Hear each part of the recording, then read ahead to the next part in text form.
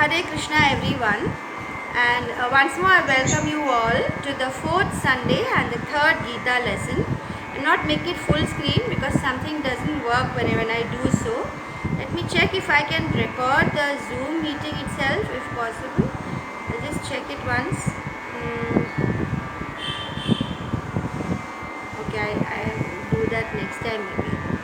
Alright, so we are going to, as usual, start our class and begin up to 10:10 for half an hour.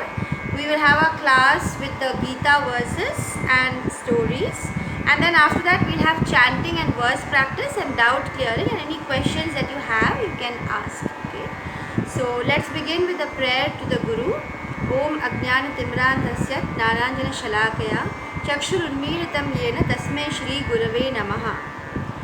नम ओं विष्णुपादाय कृष्णप्रेष्ठाय भूतले श्रीमते भक्तिवेदांत स्वामिन् इति नामिने नमस्ते सारस्वते देवे गौरवाणी प्रचारणे निर्विशेष शून्यवादी पाश्चात्य देशतारिणे.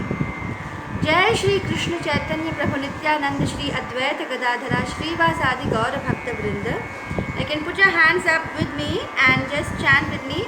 Hare Krishna, Krishna Krishna, Hare Hare, Hare Rama, Rama Rama, Hare Hare. Alright. So let's quickly revise the 5 main topics that we learn in the Gita. So the first topic is Ishvara, right? Ishvara, Jiva, Prakriti, Kala and Karma. Okay, so these are the 5 main topics which we are revising. And we are going to try and complete chapter 1 today, which is the Arjuna Vishada Yoga.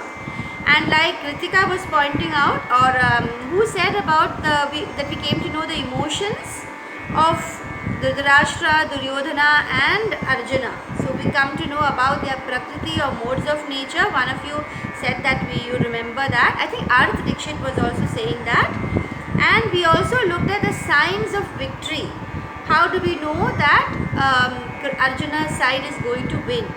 And we also looked at the 5 reasons why Arjuna was feeling very, very sad. So we look at those verses today because most of them are in chapter 1. Okay? How Arjuna was feeling very compassionate that he has to face, in the opposite side he has to be in the battle where he has his master, his guru, his grandsire, and so many relatives and friends on the Kaurava side.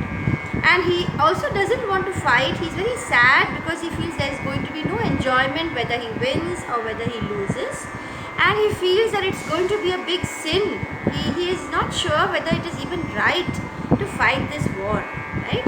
And he also feels that the family traditions are going to be destroyed because when so many men are going to be no more in this war, there are, the whole family goes by, the values are passed on, and all that will get disturbed when the father of the family or the grandfather of the family is no more. So these were the things we learned last class, and I just want to do a small correction. Last class I had told you that Sanjaya was the son of Vyasa. Sorry for that error. So Sanjaya is not the son but the disciple of Vedavyasa, sage, the Vaipayana Vedavyasa, who is also an avatar of, a partial avatar of the Lord. So before we move on to the verses,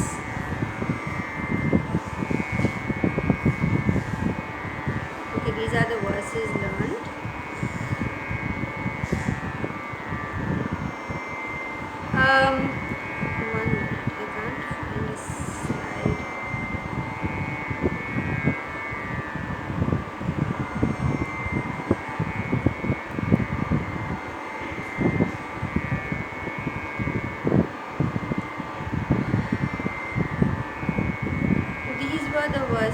What we did last time.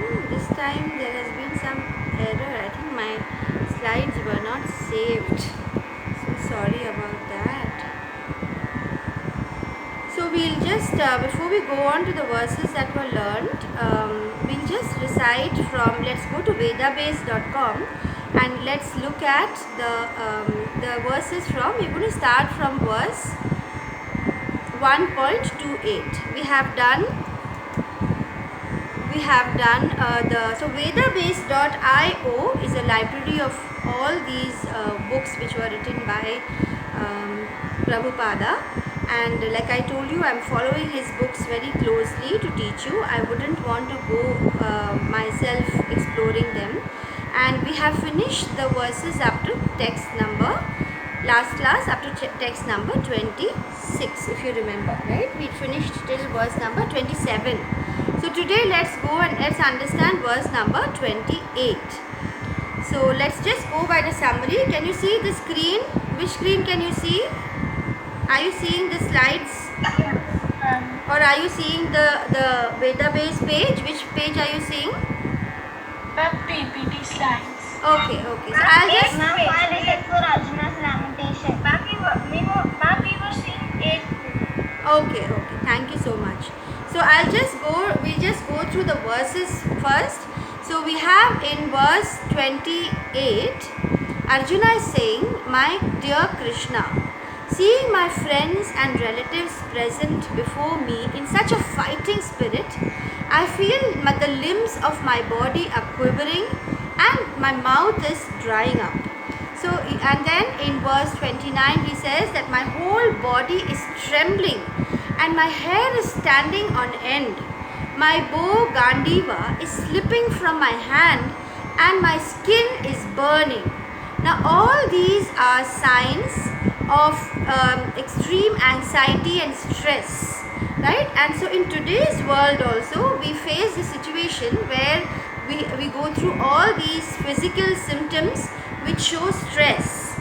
And again we see in verse number 20, in verse number 30 he says, "I'm not even able to stand any longer. I'm forgetting myself and my mind is reeling. I see only causes of misfortune." So he's even saying that he's seeing all the different symptoms of misfortune. Arjuna is feeling so lost. "I do not see how any good can come from killing my own kinsmen." So he says, I can't understand why I'm going to benefit by killing my own kinsmen. Okay, that is my relatives. He says, I do not, and then in text 32 to 35, Arjuna says, "O Govinda, of what avail to us are a kingdom, happiness, or even life itself, when all those whom we may desire are now arrayed on this battlefield?" He says that when my teacher, my fathers, sons, grandfathers, maternal uncles, fathers-in-law, and all are ready to give up their lives and properties and they are standing before me, why would I wish to kill them, even though they might otherwise kill me? O maintainer of all living entities, I am not prepared to fight with them, even in exchange for the 3 worlds, let alone this earth. He says, what pleasure will I derive from killing these sons of Dhritarashtra? And he feels that he need not kill the sons of Dhritarashtra at all. He doesn't mind if they will kill him, and even if he is without any weapons and they kill him, he is okay with that. In verse 36, he talks about the sin. He says that sin will overcome us if we kill such aggressors. Therefore, it is not proper for us to kill the sons of Dhritarashtra and our friends. Then he says that in verse 37 to 38, Arjuna says, "O Janardana, although these men, their hearts overtaken by greed, they see no fault in killing one's family or quarreling with friends, why should we, who can see the crime in destroying a family, engage in these acts of sin?" And then he goes on to say, with the destruction of the dynasty. Now look here, these are all the different reasons why Arjuna is saying that he doesn't want to fight. So the fourth reason is related to family traditions. So he begins from verse 1.39. He says that with the destruction of the dynasty, the eternal family tradition is vanquished, and thus the rest of the family will become involved in irreligion, means adharma. Okay? And when adharma is prominent in the family, O Krishna, the women of the family will become polluted, and from the degradation of women, the unwanted progeny will come. That means when the men of the family are no longer there, there will be so much of more sin and tradition will go, and increase of unwanted population will cause hellish life for the family and for those who destroy the family tradition. So he says that by the evil deeds of those who destroy the family tradition and thus give rise to unwanted children, all kinds of community projects and family welfare activities are devastated. So here we are saying that Arjuna is saying that Krishna, I have heard that by disciplining succession, that those whose family traditions are destroyed, they will dwell in hell. Okay, so just these are the whole chapter 1 remaining parts are the different miseries which are related to the war, which are going to be caused in such a situation. So he says in text 44, he says, alas, how strange it is that we are preparing to commit sinful acts driven by desire. To enjoy royal happiness, we are going to kill our own kinsmen. Better for me if the sons of Dhritarashtra, weapons in hand, were to kill me unarmed and unresisting on the battlefield. So Sanjaya is saying that Arjuna, having thus spoken on this, Sanjaya is relating to the Dhritarashtra. He is saying that Arjuna, after saying all these difficulties, these miseries of life in the battlefield, what does he do? He keeps his Gandiva aside, he sits down on his chariot, and he is overwhelmed with grief. He is feeling extremely sad. So let us learn today about the three miseries pertaining to life. Okay, so actually I had prepared these slides, but I am unable to find them. So let me just try and find this. If I can find those slides from where I have taken them, I'll try and share it.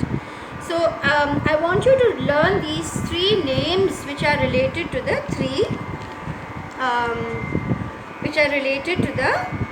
three miseries, three things which cause miseries to us. They are, one is Adhiatmik, Adhidaivik and Adhibhautik. Okay, so those are the three miseries. It's not in this one.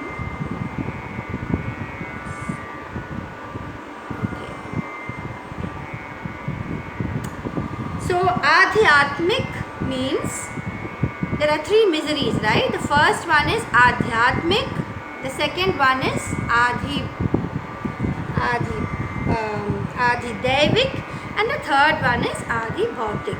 Okay, so let me see if I can find those slides which I had collected for you. Yeah, here it is. So I also wanted to clear the doubt of Niranjan. Niranjan, remember last time you had asked me a doubt that Krishna is actually in the story, Niranjan, you had said that Krishna had died, right? After the Mahabharata war, you said Krishna had died. Then how come Pravina ma'am is saying that Krishna is still there? He is in the name of Krishna. He is there in the Bhagavad Gita and Bhagavatam. How come it's there? Now the reason is that Krishna is not just any ordinary human being. Krishna is actually God himself. Krishna is Bhagavan. Okay, so there are three stages of understanding God. The first one is called Brahman. That means that you know there are a lot of people who see God as just an energy. They are not able to see God as a personality, as someone who is very loving, very beautiful. They are not able to see God like that. In the first stage of God realization, such people, they will just imagine God to be energy. Okay, so that is the first stage of Brahman. The second stage is Paramatma, where they think that Paramatma is a super soul who is there in our hearts and he is going to guide us. So they believe that God is Paramatma who is there, is a super soul inside our hearts. The final or ultimate stage of understanding God is Bhagavan, where you are able to actually understand that Krishna is is God himself, and he is a person. God, they're able to see God as a person. So that is the ultimate stage of God realization. So why is Krishna Bhagavan? Krishna is Bhagavan because he is got so many qualities. Some people, we all have these qualities, but we don't have it in completeness. And no one has all these qualities like Bhagavan. Arnav, your sister is also watching. She's nodding and she's understanding. What's her name? Your sister's name? Ma'am, Kiara. Kiara. Okay. Nice to see Kiara also with us today. So, Krishna is God because he is so beautiful. He is so rich. He is the richest and he is the most famous. And he is the strongest. He has the knowledge which is ultimate, and he has the quality of renunciation, which we will understand better in the next further chapters.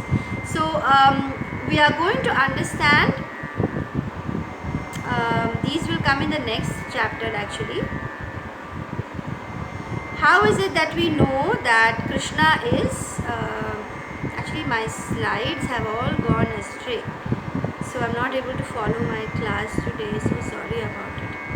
So how is it, let me try.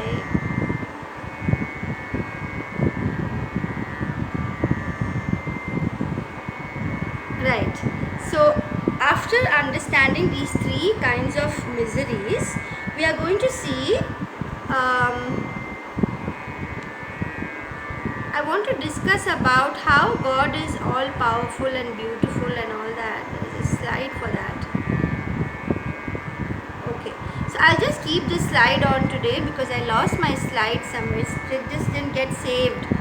So let me tell you that how is Krishna got those qualities. So I want you to note down those qualities which we had noted, which we said, and let's discuss today about how Krishna is all powerful. Okay. So we have to understand that Krishna is not just an ordinary human being with flesh and bones like us. He is transcendental. Remember I taught you a word called transcendental last class? So we discussed transcendental and we said that Krishna is divine. He is not just material. So let's see one of the qualities, how he is so powerful, by looking at the story of Govardhana, Mount Govardhana, how Krishna lifted Mount Govardhana today. Okay, so let's listen to the story. Amma, can you mute yourself? 1 minute, let me just, okay, 1 minute. Yeah, so once Krishna saw the Gopa. So Krishna was, with all his friends. Let's look at the story of how Krishna lifted Mount Govardhana. So Krishna was with all his friends and they were making elaborate preparations for a big yajna. Okay? Pretending ignorance, he asked his father. What did Krishna ask his father, Nandagopa? He said, what are all these meant for? Why is there such a big puja or such a big yajna happening? So Krishna is just a small child here. And his father tells him that, dear son, we are cowherds. Cattle is our wealth. So Krishna was in the family of cowherds. And he says that our cattle, that is our cows, they thrive on grass and water. Only if there is enough rain, then grass will grow. So every year we pray to Lord Indra to give us rain. And Krishna, what did he do? He put forward his opinion. Krishna says, Father, what you say is true. But what about the animals and plants in the forest? They also need water. Do they please Indra? Do the plants and animals also keep on praising Indra to get water? Everyone in this world is bound by karma. Okay? And Indra's karma is that he has to give rain. Whether you pray to Indra or you don't pray to Indra, Indra has to give us rain in the rainy season. That is all. So now if at all you want to do some puja to please the gods, then you should be worshipping the Mount Govardhan. Our cows and calves, they graze the mountains throughout the year. So instead of praying to Indra, let us pray to the Govardhana mountain. So Nandagopa and all, Krishna's family members, they used to respect and they used to admire and love Krishna so much. Although he's a small boy, they would listen to him. So they started collecting all the materials which they had for the puja, and they started worshipping Mount Govardhan. At the end, so Mount Govardhan is the mountain where they are, close to which they are, Krishna and all of them are living. So at the end of the yajna, when they finished the puja for the Mount Govardhana, part of Krishna's infinite power appeared on the mountain top in a huge mountainous form representing Govardhan, consumed the offerings made by the Gopas. So actually the Mount Govardhan, he appears and he takes all the prasad being offered. See, and then Krishna says, see, has Indra ever come down from his abode to take all the prasada? Indra never comes down. But look at Mount Govardhan. He has received all our prasadas and he is blessing us, said Krishna. Okay, so why am I telling you this story? We are going to see how Krishna is not an ordinary child. Okay, Niranjan, I am especially addressing your doubt. Krishna is God who is all powerful. So this story will tell you how. So the cowherds, they all said, yes, Krishna, it is true that now Mount Govardhan has appeared before us and taken our prasadas. And they prostrated before this form. Krishna also prostrated. Prostrated means did lie down and do pranam to the mountain. But what happened after that? Indra, he came to know, now anything that happens in the world is Krishna's plan. Okay? Krishna is planning something. He wants to actually break the pride of Indra also. So Indra, when he came to know what happened in Gokul, Indra became very angry. He said, how come these people used to always pray to me and this time they have prayed to Govardhan? He thought, look at the audacity of Krishna. It is true that he is Vishnu incarnate, yet as long as he is human, he must respect us, the Devas. We are the Devas, he must respect us. And he says, otherwise what will happen is it's going to be a bad example. So Indra says, I am going to punish Krishna.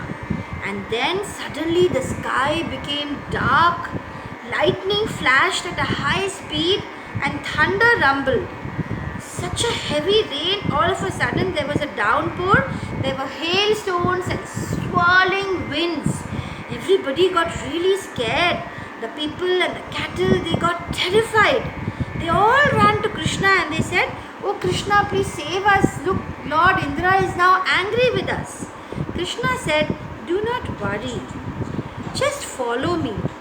Alright? And what does he say? 1 minute.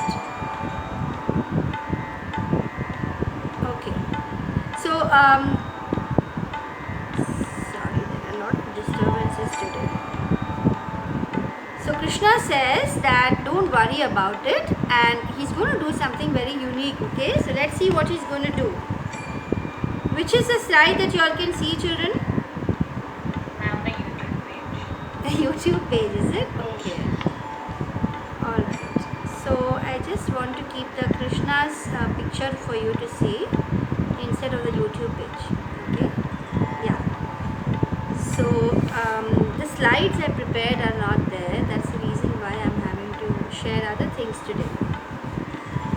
So Krishna, what did he do? He went straight to the Govardhan mountain and look how powerful, such a small child, how powerful he is. He actually uprooted the whole mountain. He took the whole mountain in his hands and he lifted it up high in his little finger. So children, you must have heard this story before. I'm sure you must all have heard this story. But listening to these stories again and again is a huge blessing and it helps us to remember Krishna always. So he holds. Yes, dear. Yes. Ma'am, I was disconnected, so I just couldn't hear the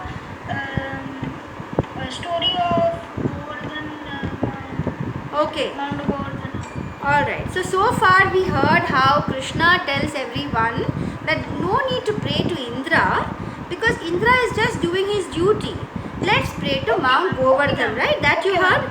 And then they start praying We to... have seen that, so we know, so Yeah. we can start. Alright, so I'm continuing from there, and Krishna, so Indra gets angry and he pours the rain all over the place, such a heavy rain. People are scared, it's starting to flood. Krishna will just lift the Mount Govardhan, and in his little finger he holds the Mount Govardhan like an umbrella. And all of them come under the Mount Govardhan, and nobody is having any trouble. They're enjoying a picnic. It's like a picnic, 7-day picnic they have. So almost for 7 days, Krishna is holding the Mount Govardhan in his little finger. So this, what does this show? This shows that Krishna is not just like you and me. He is the supreme personality of Godhead. He is God himself. And so the rain showed, and the rain was not going at all for so many days. Indra thought that they are all going to die. They're going to be thirsty, tired, hungry. But with Krishna's presence, Krishna being God, nothing happened. They were just enjoying, and all the water and rain clouds became tired and they were exhausted. The sky cleared slowly, and then the people and cattle, they moved away, and Krishna slowly put the Mount Govardhan back in its place. So what Krishna did here is a miraculous feat. There are so many leelas of Krishna. People say that Krishna is, just an imaginary being, or he's created in the minds. But what we need to understand is he was really there, and he is God incarnate. Only then we'll be able to follow all these teachings if we understand and internalize this. So what happens is Krishna's parents and Balarama, his mother, had been very worried about Krishna's well-being, and all of them are relieved to see that in spite of holding the mountain for so many days, nothing had happened to him. And when they went back, all the cowherds, they went back to their settlements, they were in for more surprise. Why? Because even their houses were not affected by the rain. So that is a leela of Krishna. So whenever God comes, there are leelas or miracles happening. So what happens to Indra? Indra was so proud that people have to depend on him for rain, and now he is ashamed because of all the things that happened in Gokul. And Krishna therefore uses this opportunity to humble the pride of Indra as well.